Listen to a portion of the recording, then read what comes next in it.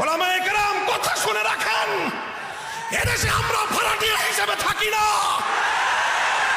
এদেশের মালিকানা সূত্রে আমরা বসবাস করি। আমার এই কথা শুনে একটা গল্প মনে পড়ে গেল।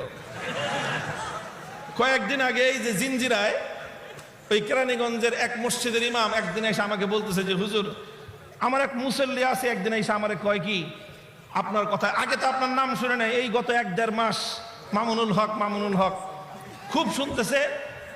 তো আইসা আমাকে বলতেছে যে মামুনুল হক সাহেব এমন ভাবে কথা কয় মনে হয় যে দেশটা ওনাদের, খুব একটা অভিযোগ নিয়ে।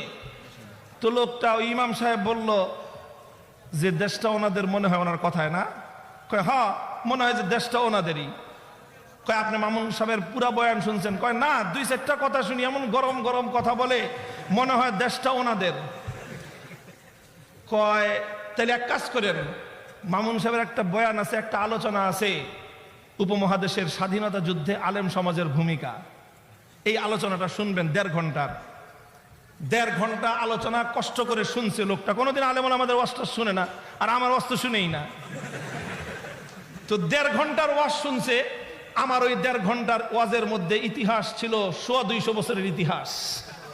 আমার ওই 1.5 ঘন্টার আলোচনা ইতিহাস ছিল যখন গোটা ভারতবর্ষকে ইংরেজরা গোলামীর জিঞ্জিরে আবদ্ধ করেছিল, সেই ইংরেজদের নাক পাশ থেকে বন্দিত্ব থেকে মুক্ত করবার জন্য সর্বপ্রথম যেই আলেমের অগ্নিঝরা কণ্ঠে স্বাধীনতার ঘোষণা উচ্চারিত হয়েছিল, সেই নেতা কোন নেতা ছিলেন না, সেই ব্যক্তি কোন রাজনৈতিক নেতা নেত্রী ছিলেন না, তিনি ছিলেন একজন আলেম, তিনি ছিলেন উপমহাদেশের সর্বশ্রেষ্ঠ হাদিস বিশারদ শাহ আব্দুল আজিজ মুহাদ্দিস দেহলভী রাহমাতুল্লাহি আলাইহি, যিনি ফতোয়া দিয়েছিলেন। কি ফতোয়া? ইংরেজদের বিরুদ্ধে স্বাধীনতা যুদ্ধ করা ফরজ। ফতোয়ার মধ্য দিয়ে শুরু হয়েছিল স্বাধীনতা যুদ্ধ ইংরেজদের বিরুদ্ধে। শুরু হলো স্বাধীনতার সংগ্রাম। 1831 সালে বালাকোটের রণাঙ্গনে স্বাধীনতার জন্য যুদ্ধ করলেন, রক্ত দিলেন সৈয়দ আহমদ শহীদ রহমতুল্লাহি আলাইহি। 1857 সালে সিপাহী বিদ্রোহ হলো, শামিলির রণাঙ্গনে রক্ত দিলেন হাফেজ জামিন শহীদ রহমতুল্লাহি আলাইহি। 1920 সালে তাহরিকে রেশমি রুমাল হলো, মালটার আন্দামান দ্বীপে কারাগারে বন্দী হলেন শাইখুল হিন্দ মাহমুদ হাসান দেওবন্দি রহমতুল্লাহি আলাইহি। 1927 সালে অসহযোগ আন্দোলনের ঘোষণা আসলো, তারকে মুওয়ালাতের ঘোষণা দিলেন শাইখুল হিন্দ মাহমুদ হাসান দেওবন্দি রহমতুল্লাহি আলাইহি। 1947 সালে ইংরেজদেরকে বিতাড়িত করে ভারতবর্ষকে মুক্ত আর স্বাধীন করা হলো। সেই স্বাধীনতা যুদ্ধে বিজয় করবার পর পশ্চিম পাকিস্তান, পূর্ব পাকিস্তান, মুসলমানদের 2 ভূখণ্ডে স্বাধীনতার পতাকা উত্তোলন করেছিলেন মামুনুল হক সাহেবের বাপের 2 ওস্তাদ।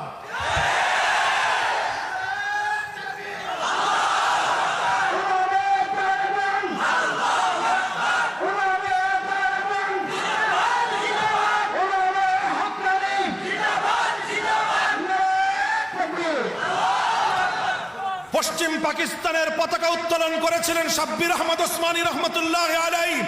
পূর্ব পাকিস্তানের ব্রিটিশ বিরোধী 190 বছরের স্বাধীনতা সংগ্রামের বিজয়ের পতাকা উত্তোলন করেছিলেন আল্লামা জাফর আহমদ ওসমানী রহমতুল্লাহি আলাইহি। এই দুজন আমার দাদা লাগে। এরপর পাকিস্তান আমলের 1947 সাল থেকে 1971 24 বছরের ইতিহাস, ওই ইতিহাস আমরা জানি, ওই ইতিহাস আমরা পড়ি। 1952 ভাষা আন্দোলন থেকে শুরু হলো স্বাধীনতা সংগ্রাম পশ্চিম পাকিস্তানিদের বিরুদ্ধে। 52 ভাষা আন্দোলন কারা করেছিল? একটা নাস্তিক ভাষা আন্দোলনে অংশগ্রহণ করে না। 1952 ভাষা আন্দোলন কাদের নেতৃত্বে হয়েছিল? ইতিহাসের সোনার অক্ষরে লিপিবদ্ধ আছে তমদ্দুন মজলিস। শব্দ দোনোটা আরবি, দোনোটা আরবি। তমদ্দুন মজলিস বাংলাদেশের স্বাধীন ভাষা আন্দোলনের 52 ভাষা আন্দোলনের সোনার অক্ষরে লেখা একটা নাম। তমদ্দুন আরবি শব্দ, মজলিস আরবি শব্দ। কারা করেছিল 52 ভাষা আন্দোলন? ইতিহাস আমরা জানি। শহীদ হয়েছিল কারা? আবুল বরকত, রফিকুল ইসলাম, আব্দুল জব্বার, আব্দুল সালাম, 4 জন মুসলমান মায়ের মুসলিম সন্তান বুকের তাজা রক্ত দিয়ে 1952 বাংলা ভাষার মর্যাদা কেড়ে এনেছিল।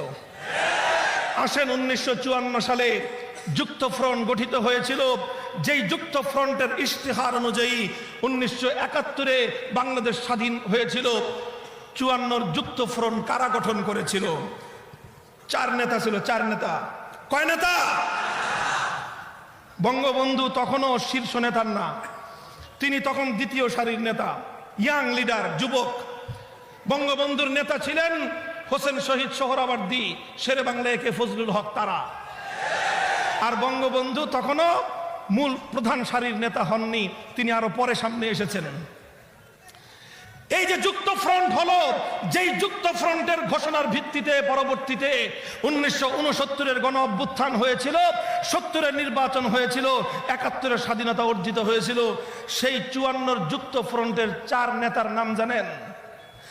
4 নেতার যুক্ত ফ্রন্টের ইতিহাস ছাড়া, এই যে যারা ইতিহাস পড়ো, পৌরনীতি পড়ো, বাংলাদেশের ইতিহাস পড়লে তুমি দেখবা বাংলাদেশের স্বাধীনতার পাকিস্তান আমলের 24 বছরের ইতিহাসের মধ্যে যুক্ত ফ্রন্টের ইতিহাস ছাড়া বাংলাদেশের স্বাধীনতার ইতিহাস পূর্ণ হয় না। যুক্ত ফ্রন্ট কি হয়েছিল? যুক্ত ফ্রন্ট কি জিনিসের নাম? বাংলাদেশের 4টা দল পূর্ব পাকিস্তানের ঐক্যবদ্ধ হয়েছিল। 4 দলের 4 জন নেতা ছিলেন। কারা ছিলেন তারা? 2 জন মিস্টার, 2 জন মৌলবী। 2 জন মিস্টার, কথা বলেন না কেন? 2 জন মিস্টার, 2 জন মিস্টার, 2 জন শেরে বাংলা একে ফজলুল হক, হোসেন শহীদ সোহরাওয়ার্দী। 2 জন মিস্টার, 2 জন মৌলবী, মৌলানা আব্দুল হামিদ খান ভাসানী, হযরত মৌলানা আতহার আলী রহমতুল্লাহ আলাইহি। আতহার আলী কে চিনো? আমার দাদা। মৌলানা আতহার আলী আমার বাবার ওস্তাদ। মৌলানা আতহার আলী আমার শায়েখ মৌলানা আশরাফ আলী সাহেবের ওস্তাদ। তাহলে 1954 যুক্ত ফ্রন্ট করলো আমার দাদাই। সেই যুক্ত ফ্রন্টের মাধ্যমে বাংলাদেশ স্বাধীন হলো। দুঃখ লাগে আজ বাংলাদেশের পৌরনীতিতে হোসেন শহীদ সোহরাওয়ার্দীর নাম পাওয়া যায়, শেরে বাংলা একে ফজলুল হকের নাম পাওয়া যায়, মৌলানা আব্দুল হামিদ খান ভাসানীরও নাম পাওয়া যায়। সোরার দল আমার দাদা মৌলানা আতহার আলীর নাম কেটে দিয়েছে। ওগুলা সব হিসাব আমাদের কাছে আছে, জবাব চাইবো। তুমি যদি ইতিহাস লেখো, যুক্ত ফ্রন্টের 3 নেতার নাম লিখবা, 4 দলীয় জোটের 4র্থ নেতার নাম জাতি জানতে চায়। ওই কথা বলতে তোমাদের মুখের মধ্যে কুলুপ এঁটে থাকে, কারণ মৌলানা আতহার আলীর নাম মুখে উচ্চারণ করতে তোমরা লজ্জাবোধ করো। মুহতারাম হাজিরিন, এই সব স্বাধীনতার ইতিহাস যখন আমার কাছ থেকে শুনছে 1.5 ঘন্টার আলোচনা, এরপরে আইসা ওই লোক ইমাম সাহেবরা কয় ঠিকই তো কয়, উনি তো ঠিকই কয়।